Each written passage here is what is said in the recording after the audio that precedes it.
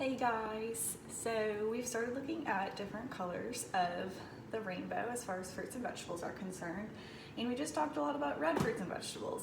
So now we're going to make a fun little salsa recipe to demonstrate how easy and fun it is to eat different colors of the rainbow.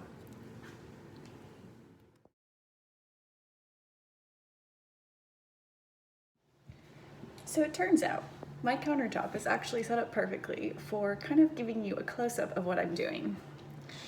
So for our salsa, we're gonna need some tomatoes, red onion, a little bit of jalapeno, depends how much spice tolerance you have, some cilantro, some garlic, and then lime juice, a little bit of honey,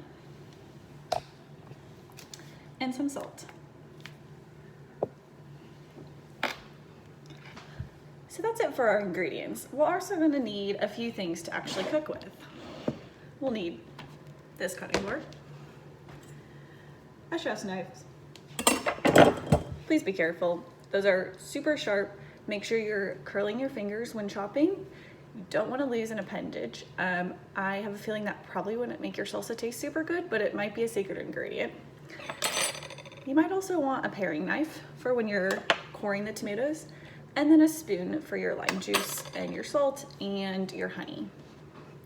Oh, and last but not least, and a blender.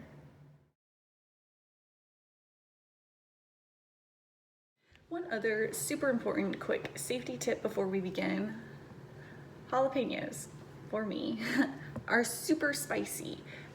Which means that even if you might not taste it, the seeds and the membranes can be dangerous. So please do not touch your face while cooking with those. You can definitely wear gloves if you would like, but when you're done chopping, please make sure to wash your hands with soap and water so that way you prevent getting jalapeno juices in your eyes.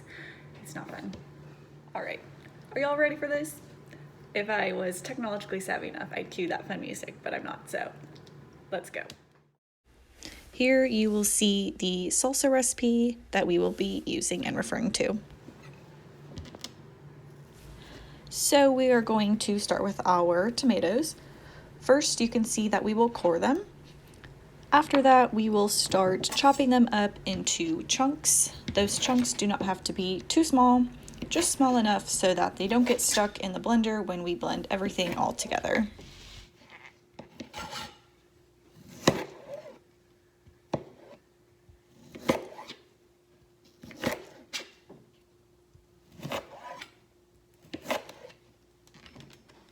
After you finish chopping up all the tomatoes, add them into the blender before moving on.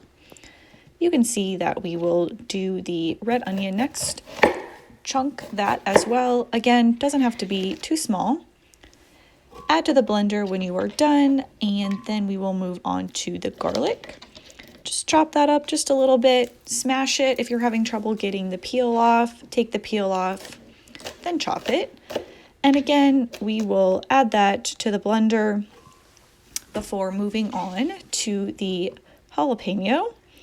You can see here that I am cutting it in half and only using half of it. Use as much as your spice tolerance dictates. After that, once you've chopped it, add it to the blender. Anyway, so you can see that I'm crying a little bit from those onions, but we're gonna take a break real quick so I can wash my hands from those jalapenos. Now we will just roughly chop the cilantro and add that to the blender as well. All right, so I showed you the tomatoes, but we can see the tomatoes, the garlic, the onion, and the cilantro. So now it's time to add just a little bit of lime juice, honey, and salt. All right, so now we've got everything in our blender. We're just gonna pop a lid on, make sure your blender's plugged in. Probably won't work very well if it's not.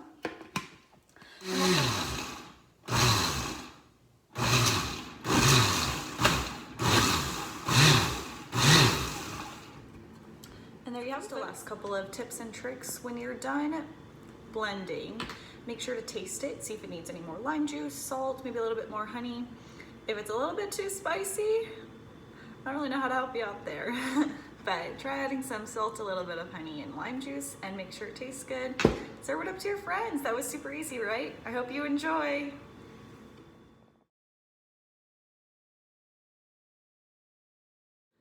So I certainly hope that you enjoyed following along, learning how to make a super easy blender salsa. I think it took us maybe 10 minutes. If you're feeling fun and creative, you can also try this. Actually, not try, I challenge you to create a new variation with this basic recipe. Try adding pomegranates. If you are not feeling as adventurous as pomegranates, strawberries, watermelon, red bell peppers, or even a grapefruit would be a great addition to kind of spice up this recipe and make it your own. Really increase that red antioxidant and phytonutrient capacity here. Cooking doesn't have to be challenging, it can be fun, it can be exciting, and remember, it is experimental. So don't forget to get out and try something new. And let me know if you enjoyed this video and if you tried something new. Have a good day.